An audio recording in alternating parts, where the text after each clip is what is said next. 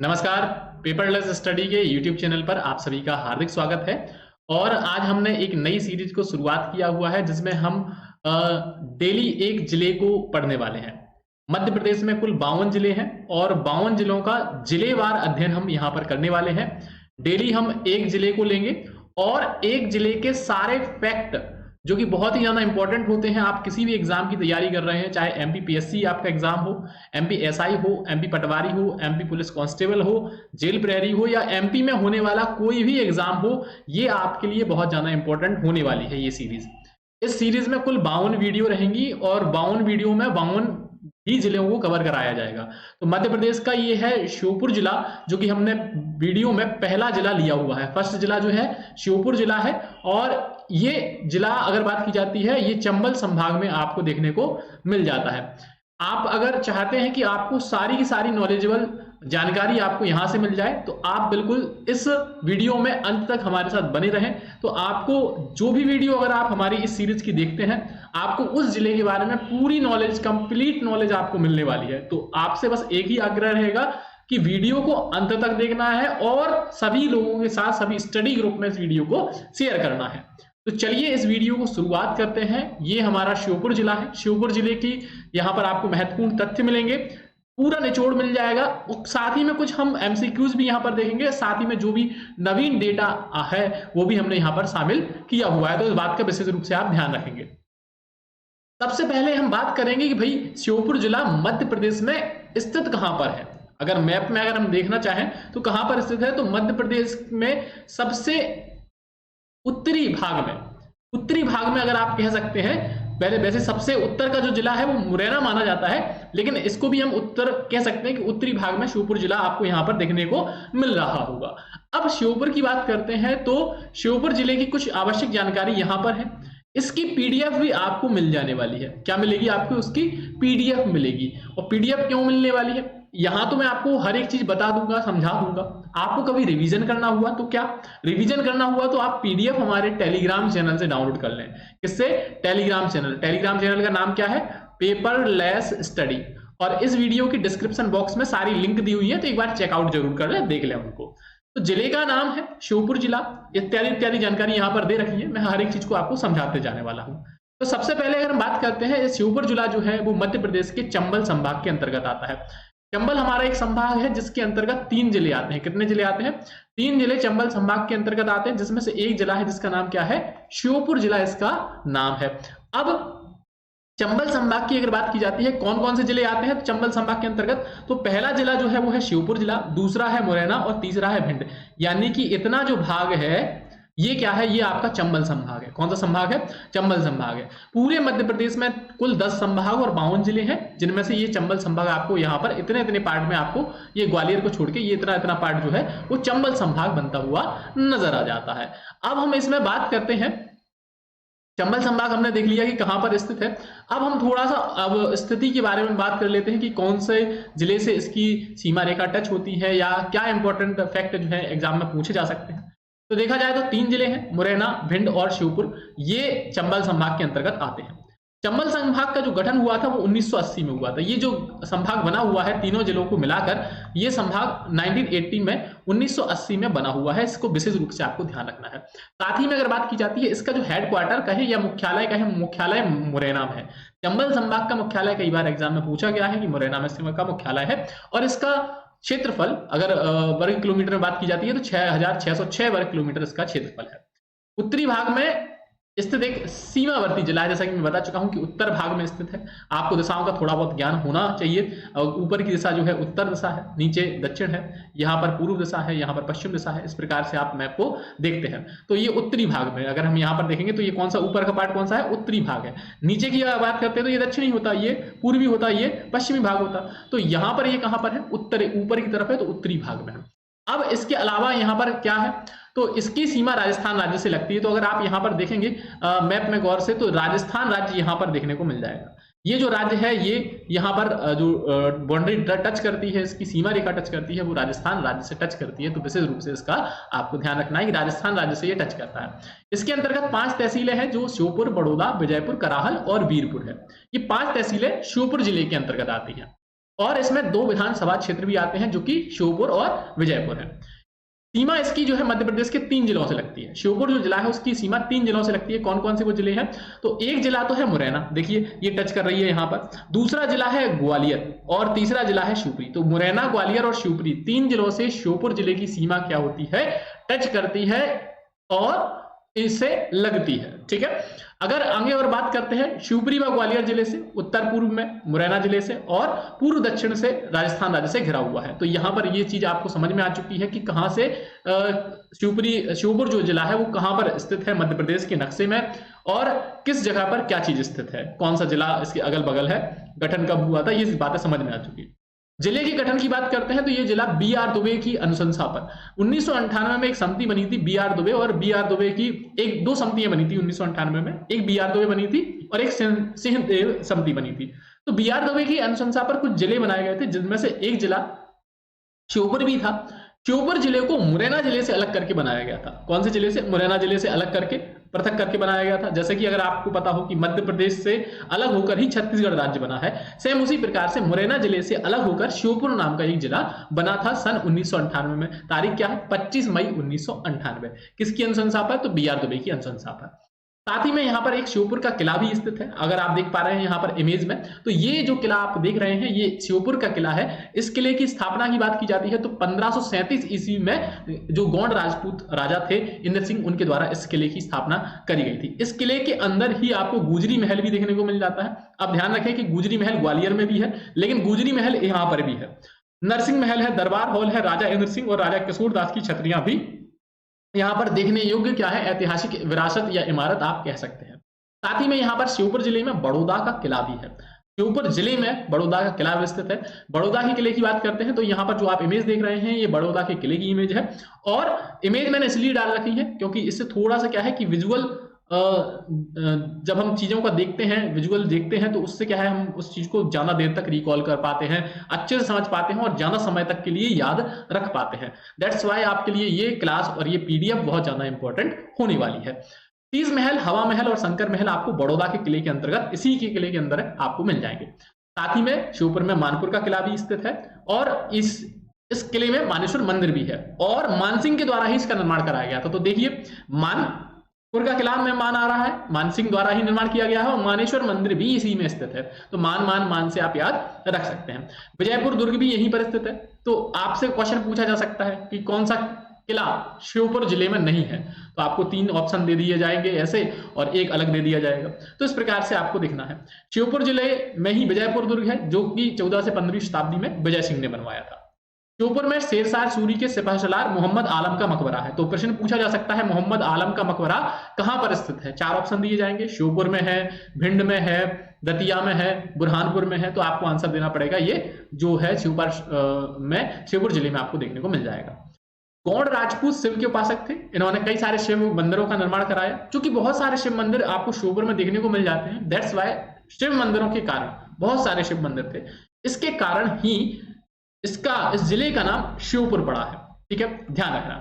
साथ ही में ये सीप नदी के किनारे है। कई बार एग्जाम में क्वेश्चन आते हैं ये कि कौन सा नगर किस नदी के किनारे बसा है, तो ये ऐसे प्रश्न आते हैं। तो याद रखना कि सीप नदी के किनारे है, श्योपुर शहर सीप नदी के किनारे है, और सीप नदी पर एक डैम बना हुआ है। ये क्वेश्चन कई बार आ चुका है, बंजारा नाम का डैम पूछा जाता है। बंजारा नाम का डैम कहां पर स्थित है? तो श्योपुर में है, सीप नदी पर बना हुआ है। सीप नदी पर ये बंजारा डैम देखने को मिल जाएगा। यहाँ पर आपको डैम की तस्वीर दिखाई गई है।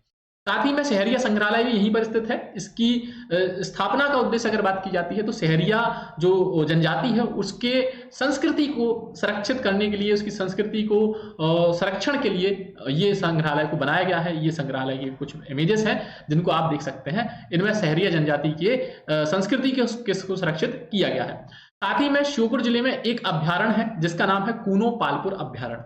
कूनो पालपुर अभ्यारण्य बहुत ही ज्यादा इंपॉर्टेंट है, और इस अभ्यारण्य की अगर बात की जाती है तो ये अभ्यारण्य की स्थापना जो हुई थी 1981 में हुई थी। ये एक अभ्यारण्य के रूप में इसको स्थापित किया गया था। अभ्यारण्य के रूप में 1981 में तो इसको स्थापित किया गया था, लेकिन सन 2018 में, वर्ष 2018 में इसको नेशनल पार्क का, किसका, नेशनल पार्क का क्या दिया था, दर्जा दिया था। तो इसको याद रखना है कि नेशनल पार्क का बनाया गया था इसे, तो इसे राष्ट्रीय उद्यान का दर्जा दिया था सन 2018 में। ये कूनो नेशनल पार्क का मेन गेट एंट्रेंस आपको देखने को मिल जाता है। श्योपुर जिले में एक नदी बहती है जिसका नाम है कूनो, और कूनो नदी के कारण ही इस अभ्यारण्य का नाम कूनो नेशनल पार्क पड़ा। बाद में 2018 में इसको नेशनल पार्क बनाया गया है। पहले अभ्यारण्य था, फिर नेशनल पार्क बनाया गया है। साथ ही में अगर बात की जाती है, यहां पर गुजरात के गिर वन जो है, वहां से बब्बर शेरों को यहां पर स्थानांतरित किया जा रहा है, ट्रांसफर किया जा रहा है, यहां पर उनको लाया जाने की प्लानिंग चल रही है।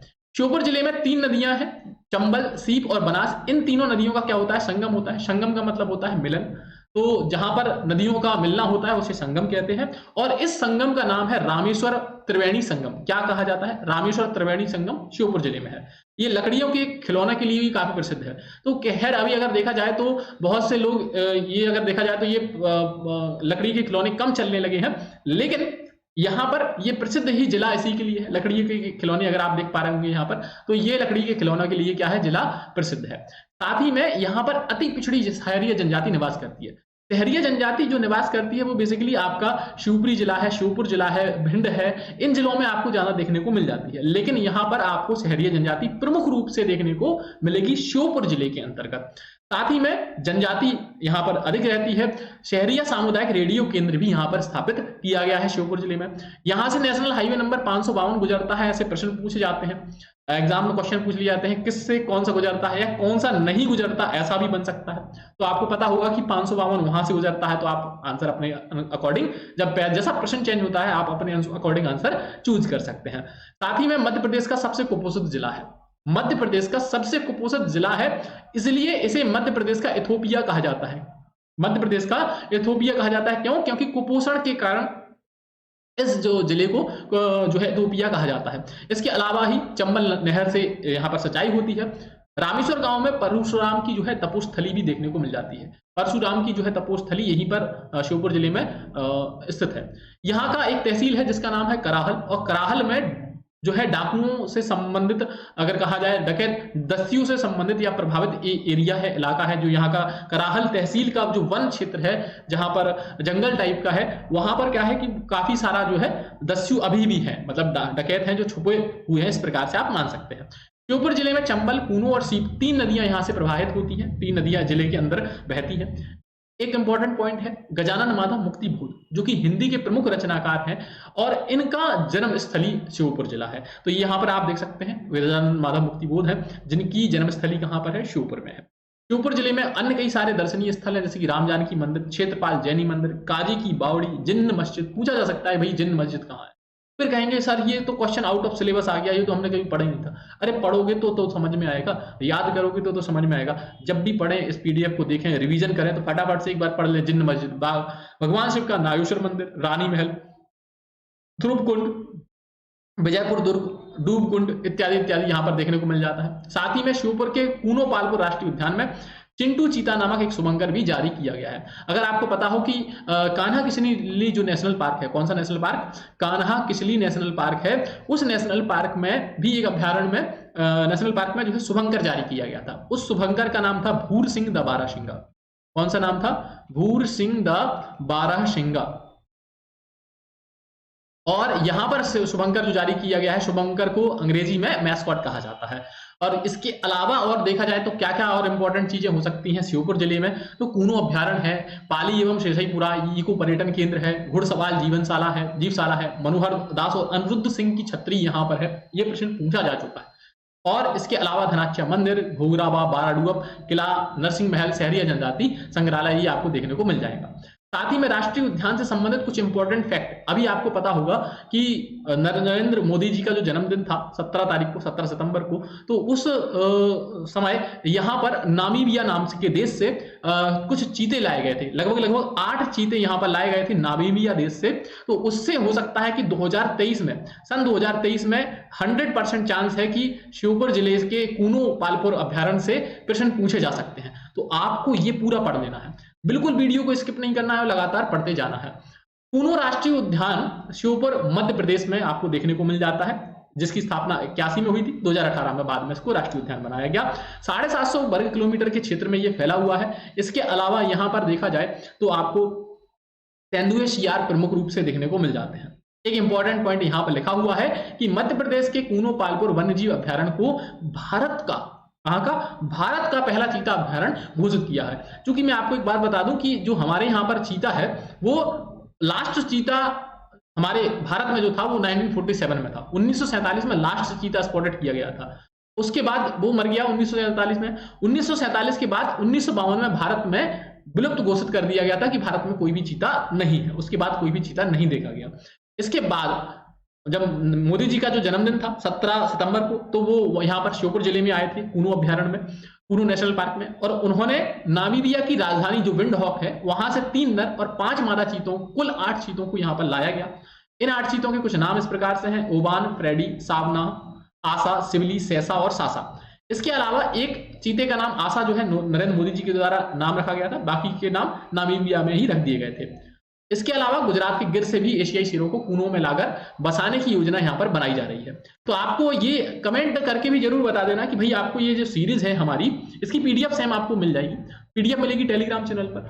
तो आपको ये सीरीज हमारी कैसी लगी है, ठीक है, ये सीरीज आपको कैसी लगी है इसको आपको हमें बताना है और कंटिन्यू हमारे वीडियो में कंटिन्यू बने रहना है। अब हम यहाँ पर कुछ श्योपुर जिले के कुछ वस्तुनिष्ठ प्रश्न यानी कि एमसीक्यू क्वेश्चन जो होते हैं, जैसे एग्जाम में हो सकता है इनसे कोई क्वेश्चन पूछ लिया जाए, तो इसी पीडीएफ से संबंधित वो क्वेश्चन हो सकते हैं। तो इन क्वेश्चंस को आपको देखना है कि इन क्वेश्चंस के आप आंसर सही लगा पा रहे हैं या नहीं लगा पा रहे हैं। तो सबसे पहले बात करते हैं भैया श्योपुर जिले का गठन कब हुआ था। आपके पास 4 ऑप्शन है, 56, 98, 72 और 2003। तो आपको पता है कि 1998 में श्योपुर जिले का गठन हुआ था। श्योपुर जिले में कौन सी नदी बहती है? बेतवा है, टोंस है, चंबल है और काली सिंध है। तो बेतवा, टोंस और काली सिंध तो नहीं बहती, तो यहाँ पर चंबल नदी बहती है।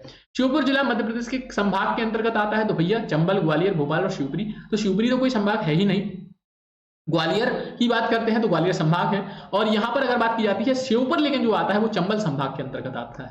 श्योपुर जिले की सीमा किस राज्य को छूती है? तो मैंने आपको बताया था कि श्योपुर जिले की जो सीमा है वो राजस्थान राज्य को टच करती है और मध्य प्रदेश के 3 जिलों को यहां पर टच करती हुई नजर आती है।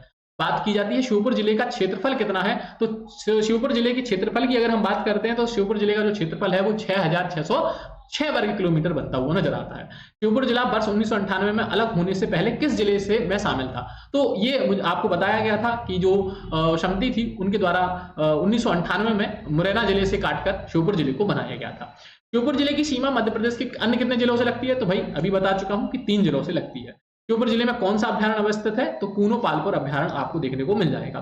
श्योपुर जिले में कुल कितनी तहसीलें हैं? तो मैंने बताया है आपको कि श्योपुर जिले में कुल 5 तहसीलें देखने को मिल जाती है। श्योपुर जिले में स्थित संग्रहालय का क्या नाम है? तो श्योपुर जिले में जो संग्रहालय है उसका नाम है सहरिया संग्रहालय। निम्न में से किस जिले को श्योपुर जिले की सीमा नहीं छूती? तो कौन कौन से जिले हैं हम यहाँ पर देखेंगे। मुरैना को छूती है, बिल्कुल छूती है। शिवपुरी को छूती है। ग्वालियर को छूती है। गुना को छूती है, नहीं छूती। तो हमारा आंसर क्या हो जाएगा? सही आंसर जो हो जाएगा वो गुना हो जाएगा। चंबल संभाग का गठन कब किया गया? चंबल संभाग के गठन की बात करते हैं तो 1980 में चंबल संभाग का गठन किया गया था। राजस्थान व श्योपुर जिले की सीमा कौन सी नदी बनाती है? तो राजस्थान और श्योपुर जिले की अगर सीमा की बात करते हैं तो ये चंबल नदी के द्वारा ही बनाई जाती है। इसके अलावा कूनो पालपुर अभ्यारण्य को राष्ट्रीय उद्यान का दर्जा कब दिया गया? तो राष्ट्रीय उद्यान बनाया गया था 2018 में और 1981 में से अभ्यारण्य के रूप में नामित किया गया था। इसके साथ ही श्योपुर किस नदी के तट पर स्थित है? तो श्योपुर की अगर बात की जाती है तो श्योपुर जो है शीप नदी के तट पर है, जिस पर बंजारा नाम का डैम बना हुआ है। लेकिन श्योपुर जिले में से आपको चंबल नदी भी देखने को मिल जाएगी। श्योपुर जिले में कौन सा किला अवस्थित नहीं है? बड़ौदा का किला, मानपुर का किला, मकडाई का किला और विजयपुर का किला। तो मैंने बड़ौदा का किला आपको बताया है, मैंने इसका फोटो भी आपको दिखाया था। मानपुर का किला भी आपने देखा है, विजयपुर का किला भी मैंने बताया था, लेकिन मकड़ई का किला यहाँ पर नहीं है। तो आपको कमेंट करके बताना है कि मकड़ई जो है, मकड़ई जो है उसका किला कहां पर स्थित है। इससे मुझे पता चलेगा कि आपने वीडियो को अंत तक देखा है। दूसरी चीज, अगर आपको नहीं पता है तो आप वहीं पर कमेंट में लिख दीजिए कि मकड़ई के किला कहां पर है, हमें नहीं पता, तो मैं आपके कमेंट का रिप्लाई दूंगा। तो उससे भी मुझे पता चलेगा कि हाँ पता होगा और नहीं पता होगा। आप लास्ट में रिप्लाई जरूर दें जिससे हमारी मेहनत सफल हो, हमें लगे कि हाँ आपने लास्ट तक वीडियो देखी है। श्योपुर जिले में कौन सी जनजाति निवास करती है? तो श्योपुर जिले में जो है शहरिया नाम की जो जनजाति है वो आपको देखने को मिल जाएगी। मध्य प्रदेश का सबसे कुपोषित जिला कौन सा है? तो भाई बताया चुका हूं कि मध्य प्रदेश का जो सबसे कुपोषित जिला बनता हुआ नजर आता है वो श्योपुर जिला ही है। साथ ही में श्योपुर जिले में शीप नदी पर कौन सा डैम है, कौन सा बांध है? तो भैया यहाँ पर आपको बंजारा बांध देखने को मिल जाएगा। इसके अलावा श्योपुर स्थित मानपुर का किला किसने बनवाया है? तो मानपुर से मान सिंह से ही याद रखना है, मान से मानपुर और मानपुर से मान, और यहीं पर मानेश्वर मंदिर भी स्थित है।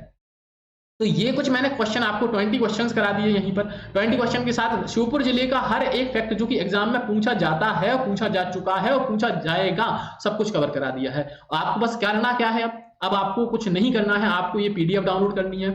हो सके तो आप अपने खुद के नोट्स भी बना सकते हैं, और टाइम नहीं है तो कोई दिक्कत नहीं है, पीडीएफ आपको परमानेंट मिलेंगी, पीडीएफ फ्री है, और आप पीडीएफ को पेपरलेस स्टडी टेलीग्राम चैनल से डाउनलोड कर सकते हैं, और इसकी लिंक आपको डिस्क्रिप्शन बॉक्स में मिल जाएगी। तो डिस्क्रिप्शन बॉक्स को एक बार चेक जरूर कर लें। यहां से आप हमारा जो है एप्लीकेशन भी डाउनलोड कर सकते हैं। पेपरलेस स्टडी एप्लीकेशन पर आपको काफी सारी चीजें देखने को मिल जाती हैं, जैसे कि आपको एमपी पटवारी की टेस्ट सीरीज है, एमपी एसआई की टेस्ट सीरीज है, पीएससी की टेस्ट सीरीज है, सीटेट की, एसएससी की, काफी सारी टेस्ट सीरीज मिल जाती है with solution. 100% best test series आपको मध्य प्रदेश में मिलती है और सबसे कम फीस में मिलती है। सबसे अच्छी बात यह है, सबसे कम फीस में सबसे अच्छी गुणवत्ता के साथ ये टेस्ट सीरीज मिलती है। मेरे बारे में भी जान लीजिए, मेरा नाम है शिवम ईकरा, मैं वर्तमान में राजस्व विभाग में पदस्थ हूं। कभी कभी जब मुझे समय मिल जाता है तो आपके लिए फ्री वीडियोस बनाता रहता हूं। साथ में अगर मैं बात करता हूं इंटरनेट के माध्यम से, मैं चाहता हूं कि काफी सारे लोगों की, काफी सारे छात्रों की मैं मदद कर सकूं। जो मुझे आता है वो मैं आपको देने का प्रयास करता हूं, बेस्ट से बेस्ट देने का प्रयास करता हूं। अगर कोई गलती हो जाती है तो कमेंट करके जरूर बता दें और मैं उस गलती को सुधारने का प्रयास भी करूंगा। साथ ही में आप पेपरलेस स्टडी एप्लीकेशन को इंस्टॉल कर लें, क्योंकि यहां पर online test series with solution मिलती है, वीडियो क्लासेस भी मिल जाएंगी, कोर्सेज भी मिल जाते हैं, फ्री क्विजेस मिल जाती है, पीडीएफ और नोट्स भी आपके, ये जो पीडीएफ है वो भी वहां पर हम अपलोड कर देंगे, फ्री ऑफ कॉस्ट है, कोई भी पैसा नहीं है, इसका चार्ज नहीं है। बेस्ट एप्लीकेशन है सरकारी नौकरी की तैयारी करने के लिए। अगर आप किसी भी गवर्नमेंट जॉब की तैयारी कर रहे हैं तो इस एप्लीकेशन को एक बार चेकआउट करें। ध्यान रखें कि मध्य प्रदेश की जो भी वैकेंसी 2023 में आने वाली है उसके लिए टेस्ट सीरीज का एकमात्र सबसे बेस्ट स्थान पेपरलेस स्टडी ही होने वाला है। इसके अलावा पेपरलेस स्टडी यूट्यूब चैनल को सब्सक्राइब नहीं किया है तो भाई सब्सक्राइब तो करना बनता है। यहां पर क्या है, यहां पर आपको ये लाल कलर का जो बटन है वो दबा देना है, बाद में जो घंटी वाला बटन आएगा वो भी दबा देना है। Live classes, recorded classes, exam updates, YouTube shorts वगैरह आपको यहां पर मिलते रहेंगे। करंट अफेयर्स की भी आपकी एक सीरीज स्टार्ट की जा रही है। एमपी करंट अफेयर्स भी आपको जल्दी ही यहां पर दिया जाएगा। एमपी करंट अफेयर्स की पीडीएफ तो आपको टेलीग्राम चैनल पर ऑलरेडी ही मिल रही है, लेकिन आपको वीडियो क्लासेस भी मिलेंगी, एमसीक्यूज क्लास से प्रैक्टिस भी कराई जाएगी और सभी डिटेल क्लासेस भी आपको मिल सकती हैं। तो बिल्कुल आप बने रहिए हमारे साथ, टेलीग्राम चैनल को ज्वाइन कर लीजिए, यूट्यूब चैनल को सब्सक्राइब कीजिए, फेसबुक पेज को लाइक कीजिए और इंस्टाग्राम पर हमें फॉलो करके पेपरलेस स्टडी एप्लीकेशन को इंस्टॉल जरूर कर लीजिए। तो बहुत बहुत धन्यवाद, और वीडियो पसंद आई हो तो वीडियो को लाइक शेयर सब्सक्राइब आपको कर देना है, सभी के साथ शेयर कर दीजिए, फैला दीजिए, और मिलते हैं नेक्स्ट वीडियो में। नेक्स्ट जो हमारा जिला होने वाला है वो है मुरैना जिला, और मुरैना जिले के बारे में भी आप अगर कुछ भी जानते हैं तो कमेंट करके हमें बता सकते हैं। बहुत बहुत धन्यवाद वीडियो को अंत तक देखने के लिए।